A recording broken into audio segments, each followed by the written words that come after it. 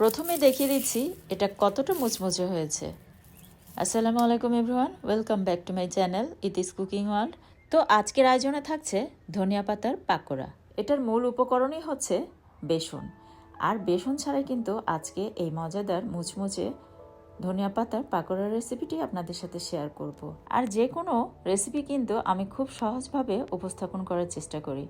তো বরাবর মতো আজকের রেসিপিটি যদি আপনাদের ভালো লেগে থাকে অবশ্যই চ্যানেলটি সাবস্ক্রাইব করবেন, আর ভিডিওতে একটি লাইক দিতে ভুলবেন না, আর পরিবার পরিজনদের মাঝে বেশি বেশি শেয়ার করবেন। তাহলে চলুন রেসিপিটি বানিয়ে নেওয়া যাক।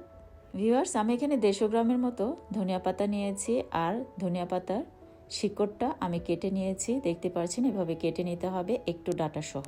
তো এদিকে একটি মিক্সি বলে আমি হাফ কাপ পরিমাণ বেসন নিয়ে নিলাম। আর এই বেসনটা কিন্তু বাজারে কেনা বেসন না, এটা আমি কিন্তু জাস্ট মসুর ডাল ব্লেন্ডারে ব্লেন্ড করে নিয়েছি, কোনো কিছুই কিন্তু অ্যাড করি নাই। তো হাফ কাপ বেসনের সাথে আমি হাফ কাপ পরিমাণ ময়দা অ্যাড করে দিলাম, স্বাদ মতো একটুখানি লবণ অ্যাড করে দিলাম, আর মরিচ পাউডার আর গরম মশলা পাউডার অ্যাড করে দিলাম পরিমাণ মতো। এই ধরুন 1 চা চামচ করে হবে। এখন সব কিছু একসাথে খুব ভালোভাবে মিক্স করে নিলাম। তারপরে এর সাথে হাফ চা চামচ করে আদা পেস্ট আর রসুন পেস্ট অ্যাড করে দিলাম।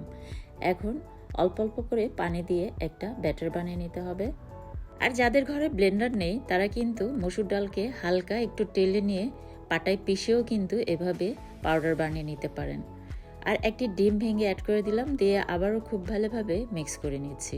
আর গরম মশলা পাউডার যদি হাতে কাছে আপনাদের না থাকে সেক্ষেত্রে আপনারা ধনিয়া পাউডার আর জিরা পাউডারটা অ্যাড করে নেবেন সম পরিমাণ। তো এটাকে বেশ কিছুক্ষণ ধরে কিন্তু খুব ভালোভাবে ফেটিয়ে নিতে হবে যাতে কোনো লাঞ্চ না থাকে।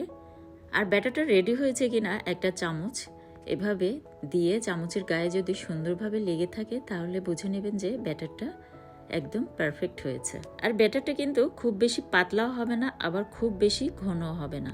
তো এখান থেকে কিন্তু আমি 4-5টি করে ধনিয়া পাতা নেব, নিয়ে আমি যে ব্যাটারটা বানিয়ে রেখেছিলাম সে ব্যাটারে সুন্দরভাবে এটাকে চুবিয়ে নেব। আর ব্যাটারটা কিন্তু একদম খুব বেশি ঘনও করা যাবে না, ঘন করলে কিন্তু এটা একদম খুব বেশি মুচমুচে হবে না। ব্যাটারটা কিন্তু আমি যেভাবে বানিয়ে নিয়েছি ঠিক এইভাবেই বানিয়ে নিতে হবে, বেশি পাতলাও না আবার বেশি ঘনও না।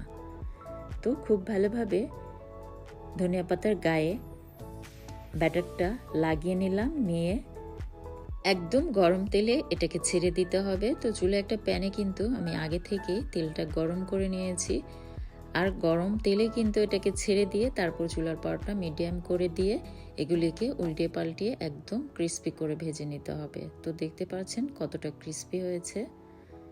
তো সবগুলি পাকোড়া কিন্তু ঠিক একইভাবে ভেজে নিতে হবে, আর খেয়াল রাখতে হবে যাতে পুড়ে না যায়। পুড়ে গেলে কিন্তু এটা খেতে একদমই ভালো লাগবে না।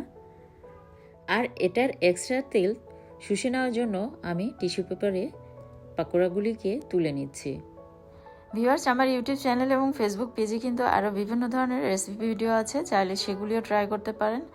আর আমার ফেসবুক পেজ এবং ইউটিউব চ্যানেলের কোনো একটি ভিডিও যদি আপনাদের কাছে ভালো লেগে থাকে অবশ্যই আমাকে সাপোর্ট করবেন।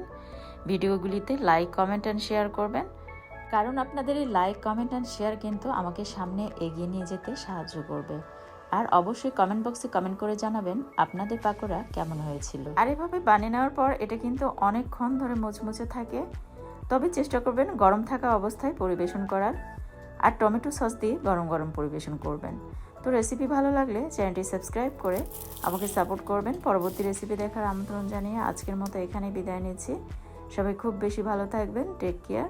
আল্লাহ হাফিজ।